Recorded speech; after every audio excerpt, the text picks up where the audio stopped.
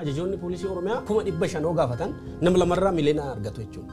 Ji'a tokko keessatti miliyoona jechuun jarri kun amma miliyoona maallaqaan ganzabaan wal dorgomu. Nami yakkaafii ni dhabu bitta yoo xabbashan mucaa wayiitti haidha turnatti ma booyyee dheeni eenyu hangaasa. Akkasitti wadda. Booyyee gabaabaa fi booyyee dheeraa. Sirriitti wadda. Nutti nargin malee eegee yoo barbaadan eegee irratti nargita yoo hoteer barbaadan kotteen qabaa jechuudha. Sun harree booyyee jedha booyyee jechaa dhidhibsu Oromiyaan ammoo booyyumaan buluu jirti yoo gabaabaa.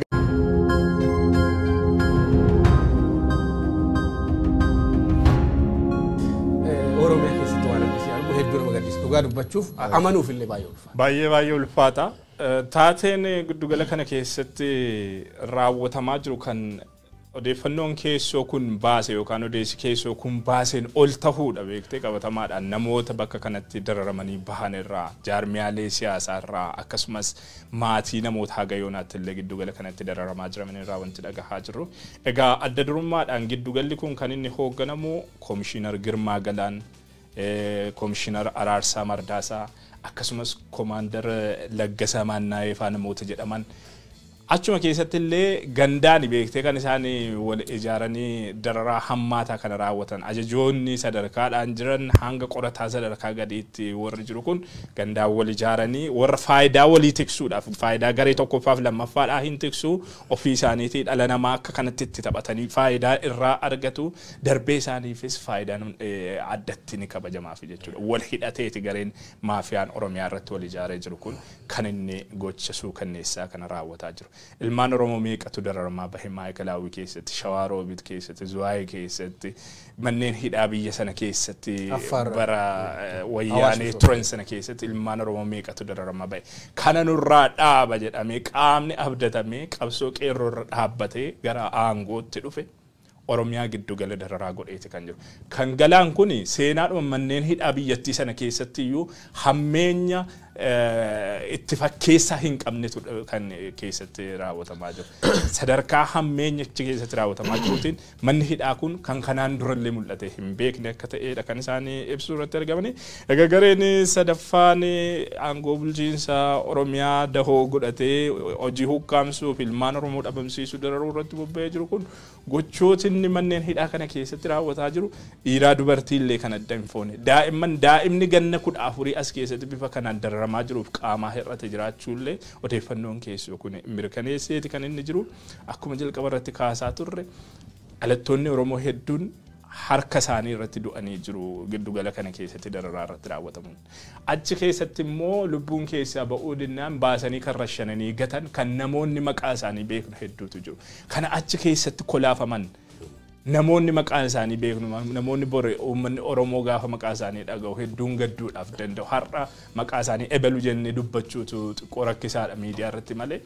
Namoonni uummanni Oromoo beeku qabsoo isaa keessatti namoonni gatii meeqa kaffalan kan sadarkaa kolaafamanii dhala malee hafuu egereen isaanii balleeffamuu irra ga'e hedduutu jiru as keessatti jaarmiyaalee irraallee odeeffannoo arganneen jechuudha. Dubartiin ulfaallee reebamuu dararamuu fi akka deebitee dhala hin godhanneetti gadameessa ishee keessatti ciccite kan lafaa ka'uu hin dandeenye kan fincaan qabachuu hin dandeenye meeqatu jira as keessatti gochoota mana kana keessatti raawwatamaa jiran himanii dubbatanii fixuudhaaf illee hedduu waan namatti ulfaatudha. Nami baay'ee nami bakka kana geessanii namoota tokkoffamanii murtii bilisaan gadhiise yookaan ammoo namoota murtii birgeessuun barbaadin ka keeziin isa waan murtiitiin waliin qaban haqabanii saamuu barbaadan qondaaltoti poolis Oromiyaa olaanoo reefu maqaa dhoomsuun sadeen Araarsaa Mardaasaa fa'aa Girmaa Galaan fa'aa gareen tuni namoota qabdee nam gurgurachuu laal seena biyya lafa keessatti waan akkana dhageettanii beektu manneen hidhaamaa moo addunyaa irraa maqaan isaanii dhaamanii jiran kanneen akka Guantanamo fa'aan.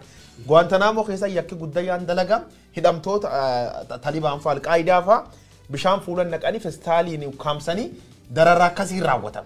Biyyiti lamiiloo fi qabdee qaam hir'ata goota kolaaf Itoophiyaa malee biyya lafa gubbaan jirtu jechuudha.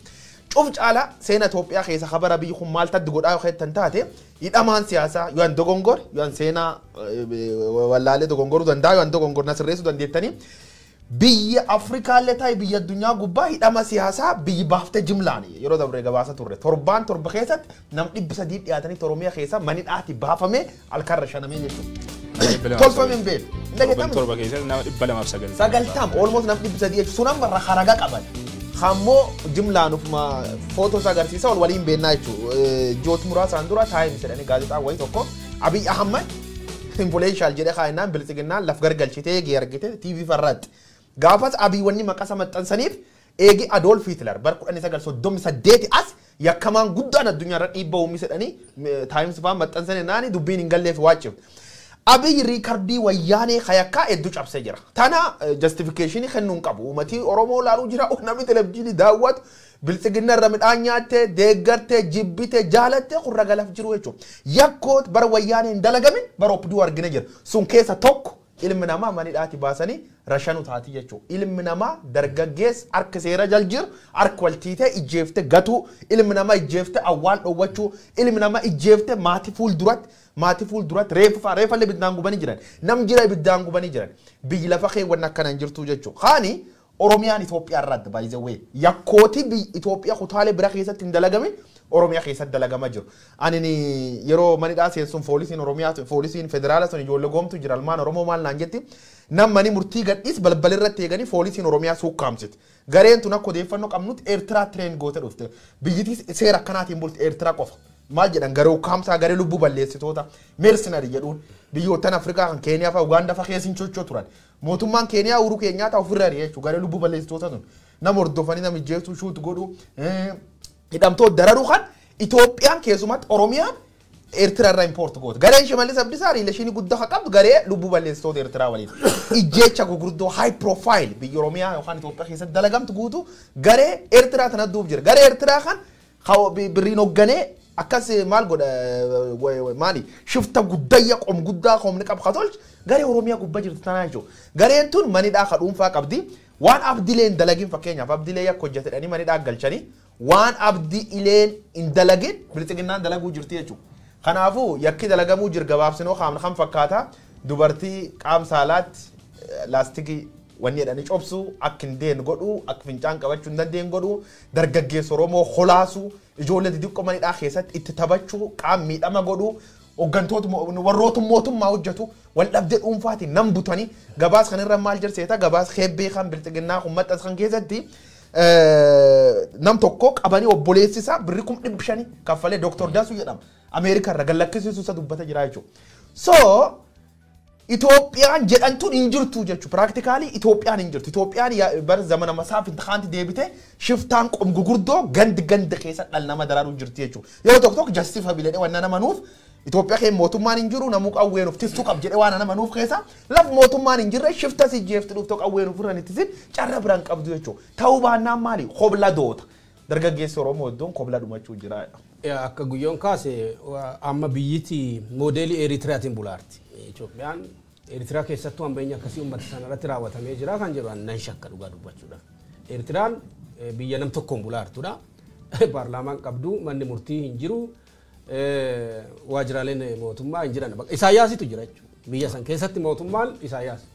Uummannis Isaayyaasii mootummaanis Booraannis Isaayyaas. Itoophiyaanis akkas taata amma biyyum ta'a. Garasumatti deemaa jira. Amma gareen tuni waraanni Shaabiyaadha hojuma akkasii dalaga.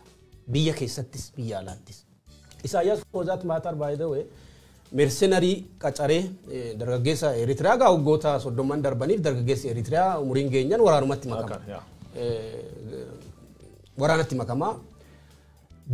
Waraana isaa kana bakka baay'eetti erga kutaa addunyaa baay'eetti kutaa waraanni jirutti jechuudha. Maaliif saamichaaf jechuudha.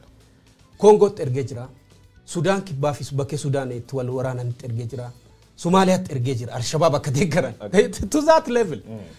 Bakka baay'eetti waraanni kun waraana mercenariidha. Lubbuu baasa. Maal godhaa nama jeesa qabeenya saamaa garee Isaayyaas Afwerqiitti ergee. Wanni amma waraanni Itoophiyaa dalagaa jiru, wanni poolisiin naannoo Oromiyaa jedhamu kun dalagaa jiru, the same model. Modeluma Isaayyaas Afwerqiitti bulchaa jiru. Amma poolisiin komishiinaroonni poolisii Oromiyaa, ajajoonni poolisii Oromiyaa 500 gaafatan nama lamarraa miliyoona argatu jechuudha. Ji'a tokko keessatti miliyoonar jechuu jarri kun amma miliyoona maallaqaan ganzabaan wal dorgomu. Namni yakkaafini dhabu bitta yoo xabbashan mucaa wayiitti kaayidhaa turnatti ma poolisii kee kan jirtu ijoollee yoo xabbashta jajooti yoo beessa dhabdu. Beesee maal dhabdi beesee maal dhabdi amma achi bakka sanarra hin jiran. Kuma dhibba shanii namni qabeenya horachuu irra jiru bara. Yaa jarri miliyoonarii bar isaan maltii miliyoon kaampanii ijaarraa jiru biyya keessa biyya alaatti. Atlantaa, Dubai, biyyoota Afrikaa akka Taanzaaniyaa keessatti maallaqa horachuuf hin nyaatu dhiisuu waliin laalla gara fuulduraatti.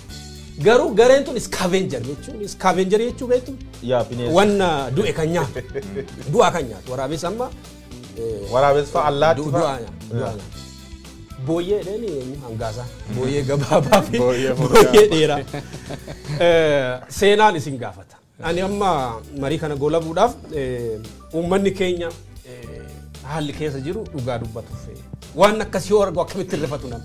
Maaliif walii badaduu jira kan badaduu dadhabe maaliif walii rifatuu dadhabe kan jiru gaafii natti ta'a jira. Moral standardiin keenya baay'ee gadi bu'eera akka uummataatti dhugaa dubbachuudha. Amma loon tokko du'ee karaa irratti amma dhiiga arge loon maal godhe? Hin gadoode. Wani na jechuudha. Looni akkas moral standardii sadii akkasanii qabe. Arbi yoo arbi tokko du'e maal godhe? Hin boo'an baala itti cabsee bira darbe. Sanaa gadi waan jiru natti fakkaata dhugaa dubbachuu. Yeewunee kennuun dura daqiiqaa tokko jala fudhadhaa. Wanni guddoon Abiraam jedhe kana. Itoophiyaan akka biyyaatti deebitee Itoophiyaa keessa nagaan hin dhufedha jira dubbadha. Nagaa Itoophiyaa jibbee fi biyya keenya maatii qabna nuun cufti gaagamii achi dhaqqab nuun cufnu gaaga'uu jira. Horii dhabnee nam dhabuu jirra Oromiyaan gaagaamuu jirti nagaan aduu bu'ee hin barbaanne. Wanni nagaan hin dhufneef maal seeta Itoophiyaan carra naga buusuu bira dabarte jirti jechuudha.